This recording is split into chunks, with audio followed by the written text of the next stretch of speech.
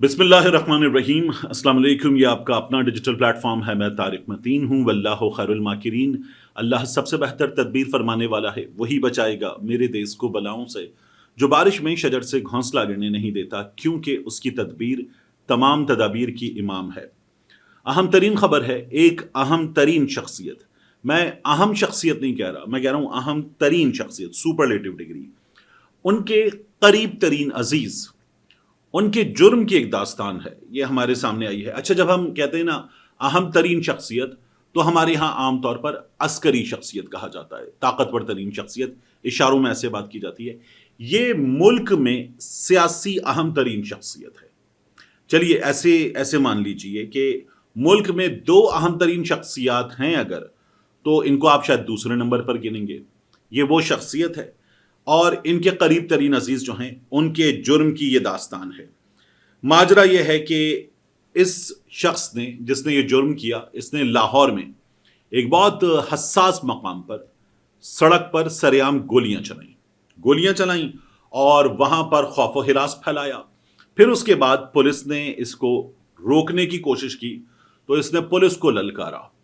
फिर उसके बाद इसने पुलिस पर गोलियां चलाईं, भागा, गोलियां चलाईं, फिर उसके बाद ये सब कुछ हुआ। पूरा वाकया क्या है मैं आपको ये बता दूं।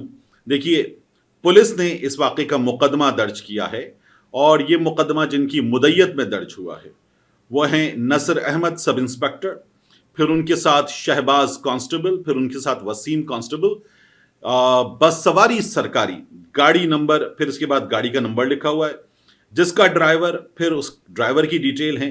बसिलसिला गश्त और कार सरकार 4:30 बजे शाम अजीज भट्टी रोड कट पर मौजूद हूं कि इसी असना में अजीज भट्टी रोड कट पर टोयोटा सर्फ हाइलैक्स NX384 पर सवार एक कस नामालूम गाड़ी के अंदर से हाथ बाहर निकालकर शदीद अंधाधुंध फायरिंग कर रहा था।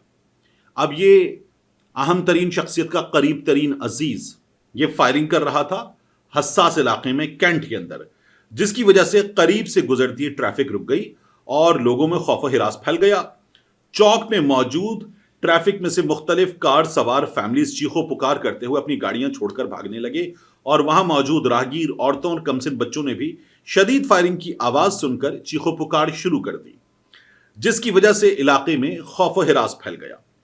मंदरजा बाला एक कस गाड़ी सवार ने पुलिस पार्टी को अपनी तरफ आता देखकर ललकारे मारे, यानी पुलिस को भी आओ देख लूंगा तुम्हें, ये सब इसने किया और पुलिस पार्टी पर सीधी फायरिंग शुरू कर दी। पहले इसने फायरिंग की, फिर पुलिस पर इसने बराह रास्त फायरिंग की, जो कि पुलिस पार्टी ने बड़ी मुश्किल से अपनी जान बचाई।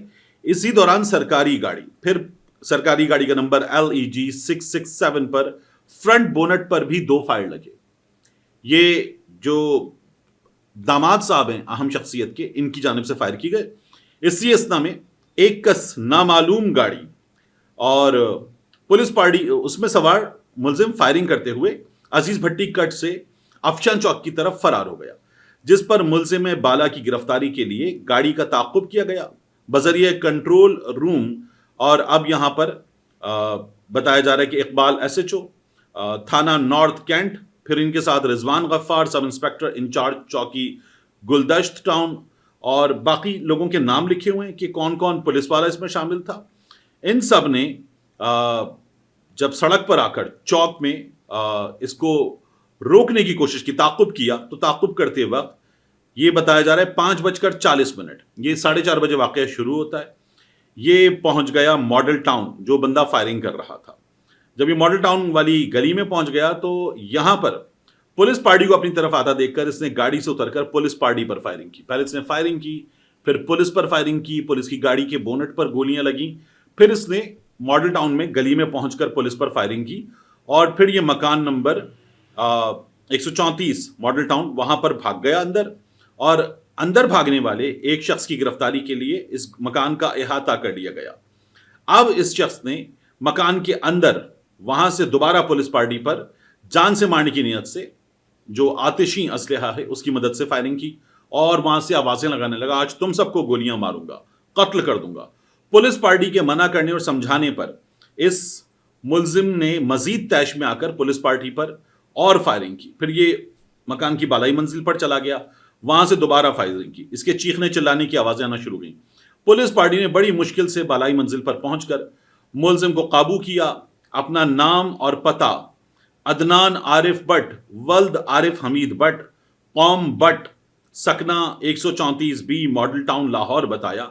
اپنے ہی پسٹل کے فائر لگنے سے اس کے پاؤں کی ایڑی مضروب ہوئی، اس کے پاؤں کی ایڑی پر گولی لگی ہے، جبکہ اس کی جامع تلاشی میں اس کے دائیں ہاتھ میں پکڑا ہوا پسٹل، پھر اس کی گولیاں وغیرہ کس مارک کی تھیں، ٹورس وغیرہ یہ سب لکھا ہوا ہے، یہ سب ملا اس سے، اور اس کو گرفتار کر لیا گیا، اس کی پٹی وٹی کروائی گئی، اس کو لے کر گئے۔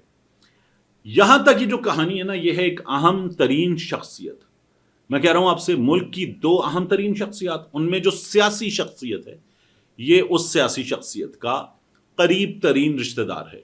اس سیاسی شخصیت کی ایک عزیزہ ہیں، یہ اس کا شوہر ہے۔ ان عزیزہ کے بھائی جو ہیں وہ وفات پا گئے تھے، یہ ان کے شوہر صاحب ہیں جنہوں نے یہ سب کچھ کیا ہے۔ اور کیوں کیا ہے؟ سڑک پر کھڑے ہو کر اچانک فائرنگ وغیرہ کیوں کی ہے؟ اس کی تفتیش ہو رہی ہے۔ انہوں نے پولیس پر بار بار فائرنگ کی، ان کے خلاف پرچہ ہو گیا ہے۔ اب یہ ملک کی سب سے بڑی شخصیت، سیاسی شخصیت، وہ تو خیر جو ملک کی سب سے بڑی سیاسی شخصیت ہے وہ تو اڈیالہ میں ہے، لیکن اڈیالہ سے باہر ملک کی سب سے بڑی سیاسی شخصیت، یہ ان کے قریبی رشتہ دار ہیں، بہت قریبی رشتہ دار، مطلب یہ رشتے کے داماد ہیں ان کے۔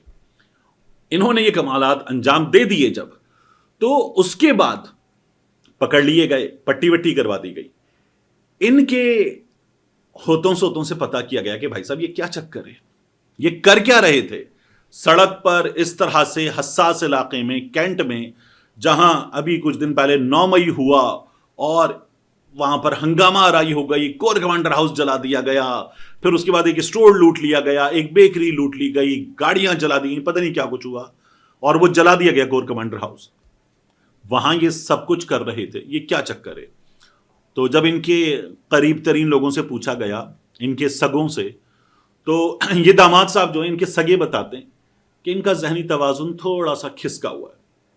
یہ ملک کی سب سے بڑی شخصیت کا داماد جو ہے، رشتے کا داماد، سگا داماد نہیں ہے کیونکہ ان کی بھتیجی کا شوہر ہے، اس کا ذہنی توازن تھوڑا سا کھسکا ہوا ہے، اور یہ کھسکا ہوا آدمی جو ہے یہ اس طرح کی باتیں کرتا ہے۔ ان کے سگے بتاتے ہیں کہ امام مہدی آنے والے ہیں، اور مسائل جو ہے وہ جہاد سے حل ہوں گے، چیزیں اپنے ہاتھ میں لینا ہوں گی، اس طرح کی باتیں کرتا ہے یہ۔ اب بہرحال یہ گرفتار ہو گیا ہے اور اس کے خلاف یہ سب کچھ چل رہا ہے۔ اب دیکھنا یہ ہے کہ ان پولیس والوں کے ساتھ کیا ہوتا ہے۔ انہوں نے فوری طور پر پرچہ دے دیا ہے کیونکہ ان پہ دھڑا دھڑ فائرنگ کی گئی، مسلسل فائرنگ کی گئی، 5 بار فائرنگ ہے، سڑک پر کھڑے ہو کر فائرنگ، پولیس کی گاڑی پر فائرنگ، بونٹ پہ فائر لگے، پھر اس کے بعد پولیس نے تعاقب کیا تو فائرنگ، پھر گلی میں پہنچ کر فائرنگ، پھر گھر کے اندر سے فائرنگ۔ تو اچھا میں یہ سوچ رہا تھا کہ ان کو گولی پاؤں میں بھی ایڑی پر کیسے لگی؟ یعنی یہ بالائی منزل پر پہنچ گیا، اور بالائی منزل پر پہنچنے کے بعد پولیس نے ان کو گولی ماری اور وہ ایڑی پر لگ گئی۔ اب یہ ایک ایسا سوال ہے کہ جس کا میں جواب نہیں دینا چاہتا، تو بہرحال پکڑ لیے گئے اور گولی ان کو لگ گئی۔ تو اب ان کا علاج ہو رہا ہے۔ میں یہ کہہ رہا ہوں کہ دیکھنا یہ ہوگا کہ ان کے ساتھ ہوتا کیا ہے، پولیس والوں کے ساتھ کیا ہوتا ہے، معاملہ کتنی تیزی سے دبایا جاتا ہے۔ آپ کو یاد ہے ایک اہم شخصیت کی بیٹی کا DHA لاہور میں ایک بیکری کا معاملہ تھا، وہاں پر ایک جھگڑا ہوا تھا، اور اہم شخصیت کی، وہی اہم شخصیت، ان کی جو بیٹی ہیں انہوں نے بیکری والوں پر اپنے غالباً ملازمین کے ذریعے یا کسی اور کے ذریعے تشدد وغیرہ بھی کروا دیا تھا، وہاں یہ سب کچھ ہوا تھا۔ وہ معاملہ ذرا سا خبروں میں آیا، اس کے بعد دبا دیا گیا۔ یہ جو اہم ترین شخصیت ہے، یہ اس وقت ملک میں اگر ووٹ لے کر آنے کے بعد 2 سب سے بڑے عہدے ہوتے ہیں تو یہ 3، تو یہ ان میں سے ووٹ لے کر آنے والوں میں سے ایک بہت بڑے عہدے پر، ملک کے سب سے بڑے آبادی کے لحاظ سے صوبے میں سب سے بڑے عہدے پر تھی یہ شخصیت۔ تو اب میں اس سے زیادہ کیا بتاؤں آپ کو۔ تو بہرحال تب بھی کچھ نہیں ہوا تھا، معاملہ تقریباً دب گیا تھا۔ اب یہ اسی شخصیت کا معاملہ ہے، اور اب کیا ہوگا میں کہہ رہا ہوں یہ زیادہ دلچسپ ہے کہ ہم یہ دیکھیں کہ اب اس بندے کے ساتھ کیا ہوتا ہے۔ سارے اشارے میں نے آپ کو دے دیے ہیں۔ نام آپ پوچھتے ہیں نام کیوں نہیں لیا، تو نام کیوں نہیں لیا جاتا؟ دیکھیے ہمارے ہاں ہوتی ہے صحیح بات پر بھی قانونی کارروائی، غلط بات پر تو قانونی کارروائی اور نہ جانے کیا کچھ ہو جائے، تو پھر اس کے بعد بندہ ثابت کرتا پھرے، لوگ بچ جاتے، سسٹم بچا لیتا ہے لوگوں کو، تو اپنی گردن کسی کے ہاتھ میں دینے کا فائدہ۔ خبر انٹرسٹنگ ہے، خبر بہت بڑی ہے، اس لیے خبر میں نے پوری کی پوری آپ کو سونپ دی ہے۔ ہاں، اپنی گردن کسی کو سونپنے کا، کسی کے ہاتھ میں دینے کا مجھے شوق نہیں ہے، اس لیے میں نے اس طرح سے یہ خبر آپ تک پہنچائی ہے۔ اب دیکھیے، کوئی عام آدمی پکڑا جاتا ہے نا تو پھرتی کے ساتھ تمام چیزیں سامنے آتی ہیں۔